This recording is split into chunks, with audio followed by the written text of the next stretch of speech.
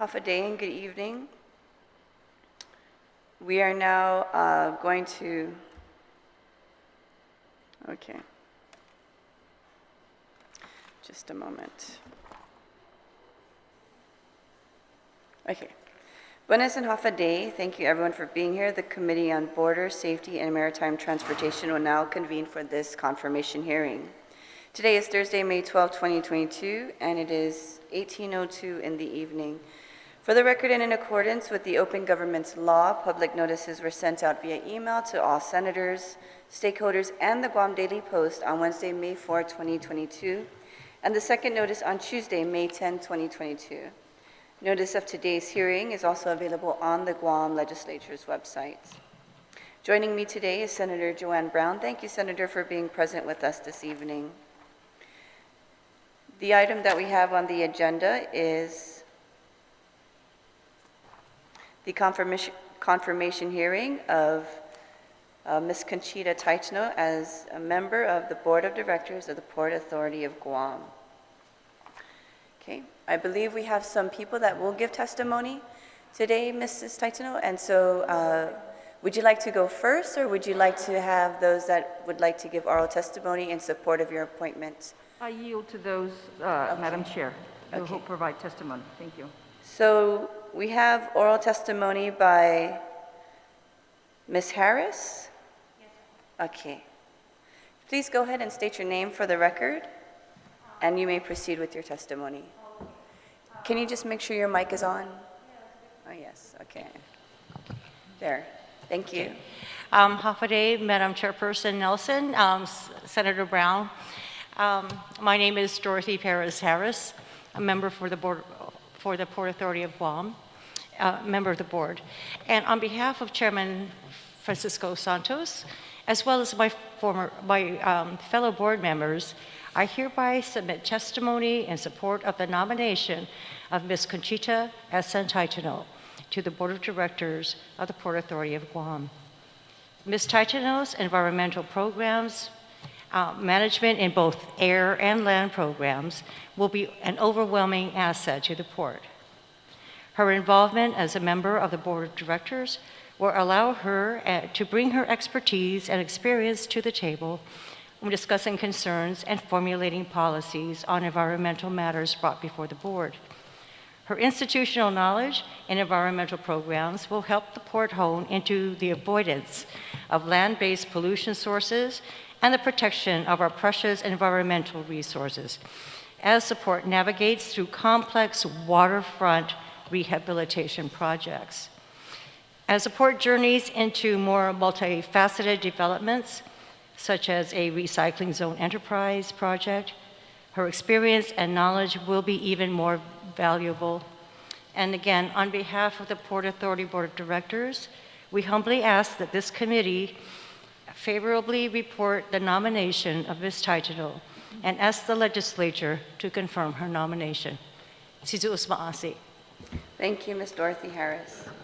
Okay. And then we have Dr. Christine Delisle. Will you be giving oral testimony? Okay. Is there anyone else that would like to give oral testimony? Okay. Ms. Taitano, you may proceed.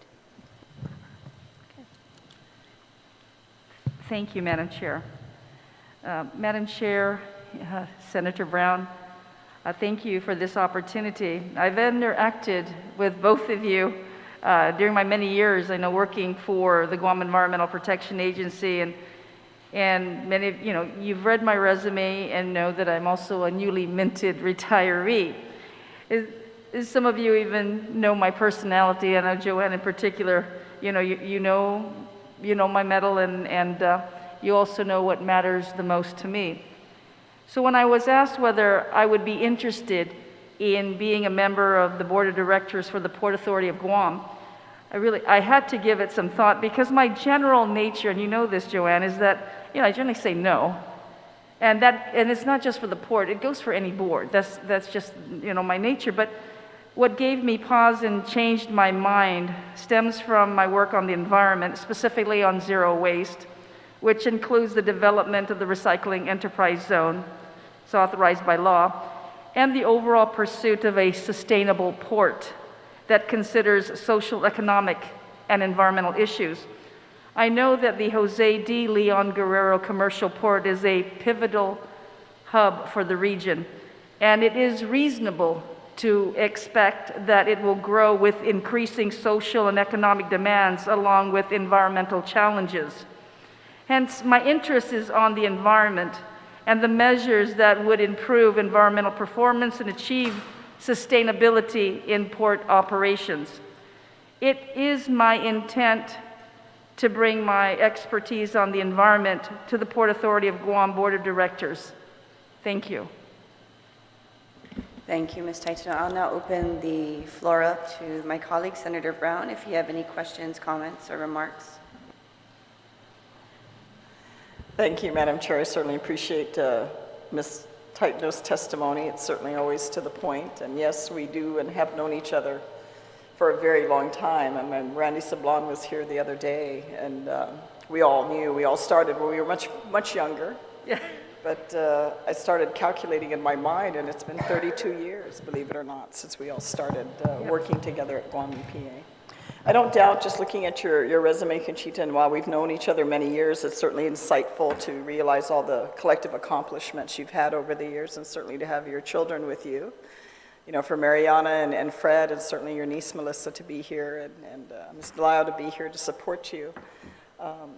You know, it's always moments in your life when you have that sense of family and accomplishment, and this is certainly one of them for you. I don't doubt, as you mentioned, your mettle. I know what you're made of. Sometimes you're even tougher than me.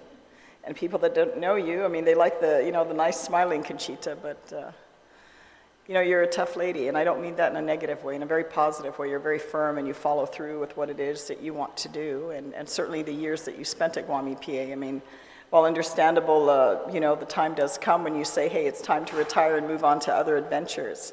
But you certainly took a lot of institutional knowledge with that agency. I mean, it's come a long way, certainly in your time and your leadership, certainly in the days that when we were all young and started there. I'm sure you'll follow through, as certainly your most recent work with the Zero Waste Program and wanting to obviously enhance that issue for Guam, but Guam EPA, I mean, with the work at Guam EPA, there's no doubt you have the knowledge there, but certainly the Port Authority has some challenging issues to deal with and issues in the years ahead to be prepared for the inevitable growth and continued growth of the island, from the desired intention of a fourth crane to have been in the process of being procured and installed. You have your existing 3 cranes that only have maybe a shelf life of another 3 to 4 years. I mean, they had planned by 2028, 2029 that those cranes will be replaced. And then just the overall accountability of how the Port Authority has been run, and certainly I've had many questions and issues with regards to what has transpired since my departure there in January 2019. But with regards to those other issues with the port, I mean, I know you're going to need time to absorb and get a greater hands-on understanding there in your new role, and I'm sure you'll be confirmed to sit on the Port Authority Board. But beyond, what do you envision? What would you like to see that you believe you can contribute in your capacity beyond your environmental expertise? Because that's certainly a given. I don't doubt you will pursue that. But with regards to what else do you want to bring to the table, and what direction would you like to see the port go? Well, one of the directions, it's something that I was working on even at Guam EPA, is the concept of social equity and inclusiveness, and the work that goes on at the port, and see whether or not, well, how the port can assist those communities that are adjacent to that part, say in this case the village of Petey, and how can they benefit from a social equity and inclusiveness standpoint. That was one thing that I was thinking of as well. Like, how can we bring the village of Petey? How can we grow the village of Petey so that way it becomes a partner with the anticipated growth of the port? Because they'll be impacted at some point. So what can we do? The boundary goes beyond what is on the port property, but also the adjacent properties. And so that was one thing that I wanted to pursue, was social equity and inclusiveness with the village of Petey and potentially Assen. Thank you, Senator. You're always so brief. With regards to the operations of the port, is that something you still need to get a greater awareness about before you, because obviously all these issues are going to come before you. I mean, even as senators, we have issues that we promote ourselves and are advocates for, but then we end up having to deal with everything else that comes with the job, so to speak. Thank you. And I imagine that there should be an onboarding packet for the new board members. And I spoke to the general manager, and I said, you know, I am new, obviously newly minted retiree, but also new to the port, and I do need some catching up. So you're right. I do need to study a bit on the operations and, you know, just ways to improve the port so it becomes sustainable. And I know that when people talk about sustainability, they just think, well, it's the economic side of the house. No, how can you find that balance? Because there are so many ports throughout the world, whether it's in Rotterdam, or there's another one like in Fiji, I believe, that it's like a living port. So how can we employ some of these ideas to the port of Guam, to the Port Authority of Guam? So it's more than just an economic center, but it's also something that embodies opportunities socially and environmentally. Thank you. Well, I look forward to that. I think, and you're right, there's other outreach programs that happen at other ports, even in the U.S., with the surrounding communities that range from environmental, conservation. I mean, there's a whole host of opportunity that's available. I'm sure you'll provide some new insight with regards to that. So I certainly wish you well on this new adventure. It's unfortunate all the other politics and dynamics come with it, but I'm sure you'll be able to handle it. Okay, thank you very much, Mrs. Taitano, and thank you very much, Madam Chair, for the opportunity to ask these questions of the nominee. Thank you, Senator Brown. I'd like to thank Senator Taitano for joining us this evening. Senator, if you would, any questions, comments, or concerns on the appointment? Oh, we do have the general manager of the port. Would you like to wait and? I'll yield to the general manager. Yeah. Yes. Okay, very good. All right. General manager, please proceed with your testimony when ready, and don't forget to state your name for the record. Yeah, thank you, Madam Chair and Senator Brown and Senator Taitano. I'm Robert Spicio, General Manager of the Port, and I did submit written testimony, but I rushed down here to convey my appreciation for expeditiously hearing this nomination. We're grateful that the governor appointed someone who's very well qualified to be a member of the Jose de Languero Port Authority of Guam, together with Chairman Santos and former Senator Gutherds. We had Isa Koki, her term expired, and also Nate Timinglow, who recently resigned to take a job with Amazon in San Diego. And so I'm just grateful. I did catch the proceedings so far on YouTube, so I appreciate the discussion, and I certainly am excited personally and professionally with Conchita's appointment. We're going to do great things at the port with sustainable ports, with the recycling enterprise zone, and just to recognize that because 90% of everything coming to the island comes to the port, what better way for the Port Authority to continue to be responsible in our community by participating in those kinds of programs. We also have the biosolids program that Conchita helped oversee at the port before she retired. But we're just grateful that she's willing to serve in this capacity, and her work in EPA will certainly augment the current board, as our board member Dodd Harris testified to. I'm available for any questions. Thank you, General Manager Respicio. Okay, Senator Taitano. Thank you, Madam Chair. I apologize for being late. I was at a doctor's appointment, but I was listening to it on the way here, driving safely, because I wanted to make sure I was here for you, Conchita. And I was, I mean, any board, you can be on any board that you so choose. I mean, with your background, I'm sure any board would take you on. And I want to first congratulate you on your retirement.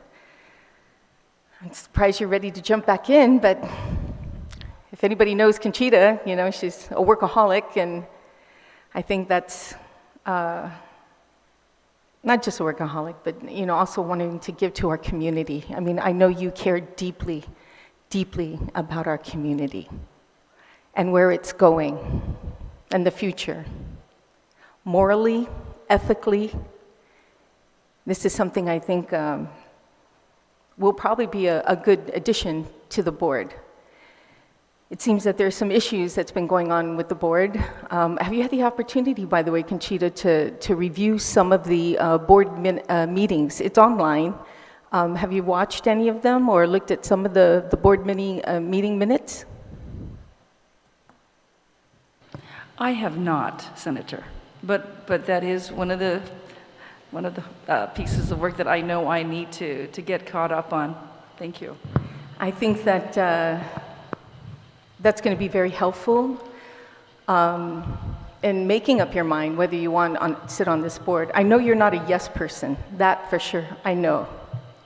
You do what's right, you look at all perspectives, and you'll find some issues right now that's facing the board. I filed, just to let you know, I've not filed, but I submitted a letter to the Attorney General's office to look into some of the issues that the OPA has brought up in their audit, but as well as other concerns that are there, and we're anticipating that response by, I think it's the Deputy Attorney General Shannon Taitano, who will be providing us her opinion on it. So it's very concerning, I think. And you might want to look at some of those board minutes meetings before you finally make your decision. I'm not sure when we're going to go into a session, but give you enough time to do that. So other than that, there is no doubt, in my mind, you're capable of doing it. I'm just very concerned that it might turn you into something else that I'm worried, because I've seen some other members who have been persuaded, and not in a good way, to be a yes person. But I'm praying for you, as always, and your family, supporting you. Your son is here, I see, and I had a chance to meet him, yeah, and your daughter had a chance to meet them, and I was he's going to college soon, so you're going to be busy with that. But you have my support always, and I wish you the very best, and I also ask you to be very cautious sitting on this particular board. Okay? Thank you. Thank you, Madam Chair. Thank you, Senator Taitano. I want to thank you for your yes to serving the people of Guam, and especially in this capacity, the Port Authority of Guam. The port is it's a huge agency, and because we live on an island, we see all of our imports of our goods, 90% of it that we consume, that we bring in, is from the port. And so I have no doubt in my mind that you are going to be a great asset to the Port Authority of Guam and also to the board. From the little that I know of you, I know that you are a woman of tenacity, with great direction, with so much wisdom. You have a wealth of knowledge and education and experience underneath your belt. And I know that you will have a great significant impact for the good of our island, and especially during the expansion of the port. I do appreciate you looking outside the box and being innovative and exploring social equity, especially within the village of Pidi, like acknowledging and having the foresight to see that the port's development will also impact the neighboring villages within that area. And so I'm excited to see as we move forward, the ideas and the innovations that you will bring towards the board, and a lot of the good work that you will do. I'd like to also commend you as the former president of the Association of State and Territorial Solid Waste Management. That is a huge feat. When I heard that you received that, I was like, wow, that is very impressive. And so it's just amazing. And then I just wanted to ask you, in the testimonies that were given, they mentioned the recycling enterprise zone. And the leadership believe that you have a great impact in this area, and that you would be able to really evolve the recycling enterprise zone into something of fruition. And so do you have any mission or vision regarding the recycling enterprise zone?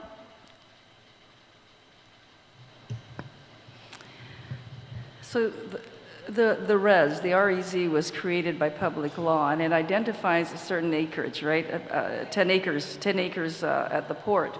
I understand that when the law was created back then, the port was probably at a certain level in terms of development. Obviously now, it has grown since then. So to come up to identify the 10 acres, there's going to be much more discussion than saying, okay, we're just going to put it here. That's number one. There are some areas that initially, when I was with Guam EPA, we were looking at that was within close proximity to the port.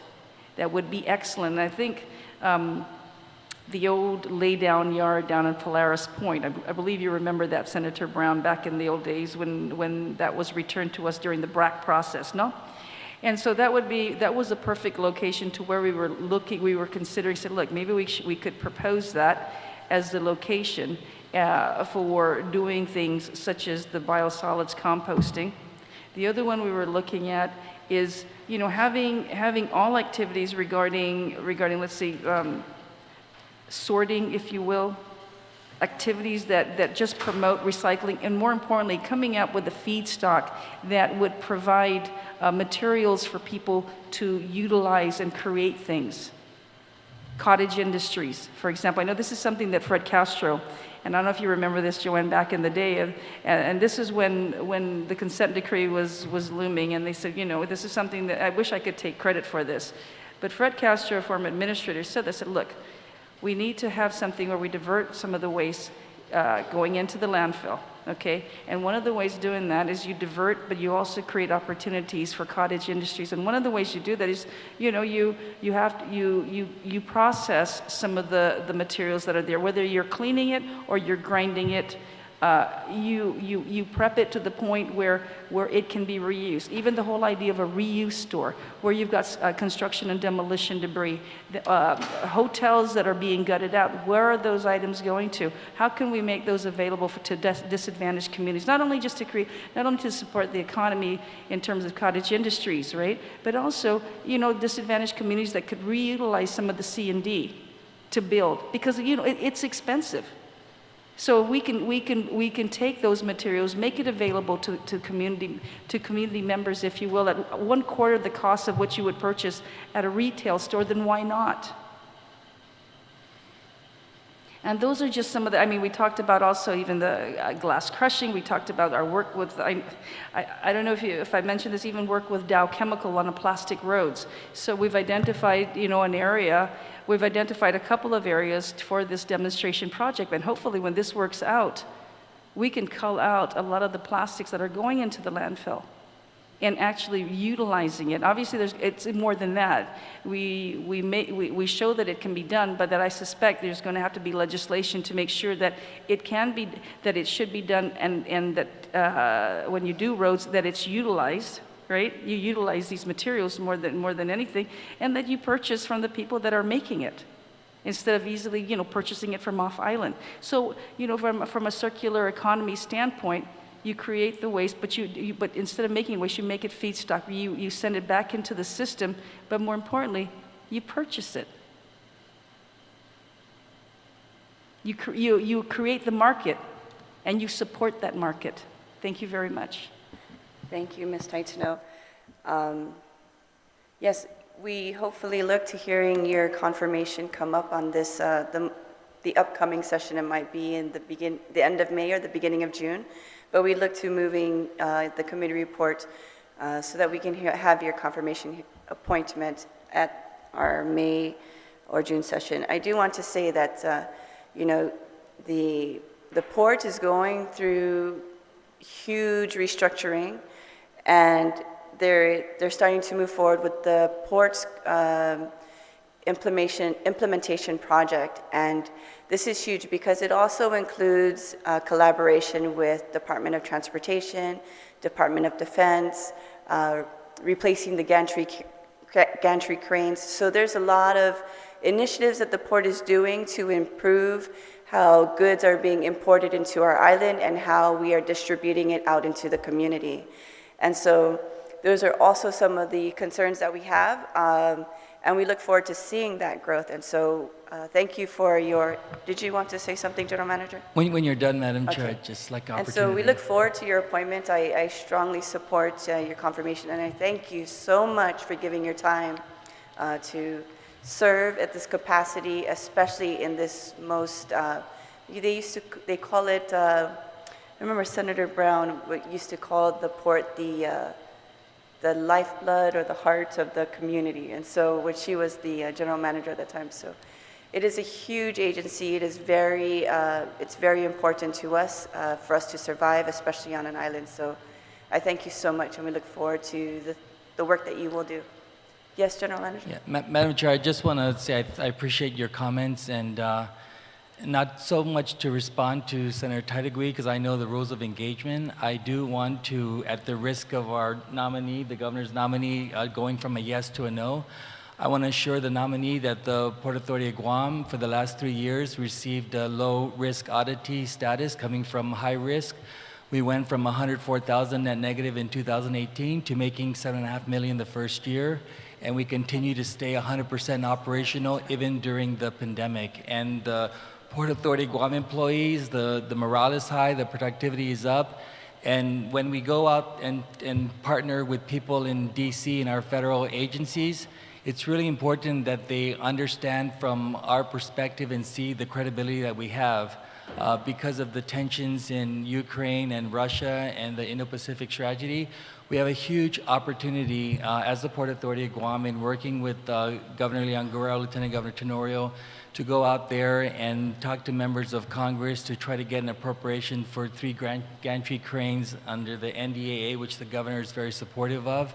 And that's what our work represents. And our nominee here, the governor's nominee, Ms. Taitano, she's going to be coming into a board that are not yes men. We're very transparent, we're highly accountable. We receive national and local awards on transparency and accountability. And so when Ms. Taitano hears statements that are not backed up by fact, I want to assure her that every audit so far done by independent audit firms really underscore the kind of work that we're doing at the port and the kind of credibility and determination and passion that we have to continue to move the port forward despite what we inherited. Thank you, Madam Chair. If I may, please, since he's already mentioned something, Senator I'd just like to Taitano, comment to his comments. Please, this is a confirmation hearing. It is a confirmation hearing, and I just want, I left one thing out, I just wanted to remind This is Conchita about Ms. Conchita that Taitano. when you're at the board level, you know, it's a general manager that is supposed to be listening to what the board, you know, has to say. And as far as an audit is concerned, Madam Chair, I think it's inaccurate what the general manager was stating. You've cost more revenue, less revenue and more expenses at the port. So there's quite a bit of difference. So other than that, Madam Chair, I just wish the very best for you, Conchita. As you can tell, it's already contentious, but stand your ground. Like Joanne said, you're a strong woman. And I'm pretty sure you're going to do the right thing. The operational expenses went up because of gas fee Chair. reporting of the Unless we're post-employment. going to continue back and forth on Read this. the I audit, appreciate Senator it. Taitano. The expenses went up because of Yep. gas fees requirement And the bond, to capture. yeah, the bond council on that one. Okay, that's There's- enough. yeah, Thank you, That Madam is Chair. enough, please. Thank you very much. Well, Ms. Conchita, now you had a little bit of introduction into the complexities of what you'll be stepping into. But I have full faith that you will charge forward and really contribute to our island. Our island needs you, our island needs your service, so thank you so very much. And Thank you, Madam Chair. Yes, thank you. So we have exhausted all the items on the agenda. I'd like to thank everyone for coming here in support of Ms. Taitano's appointment. We look forward to your confirmation. It is now 6:31 in the evening. Thank you and God bless. Good night. Thank you.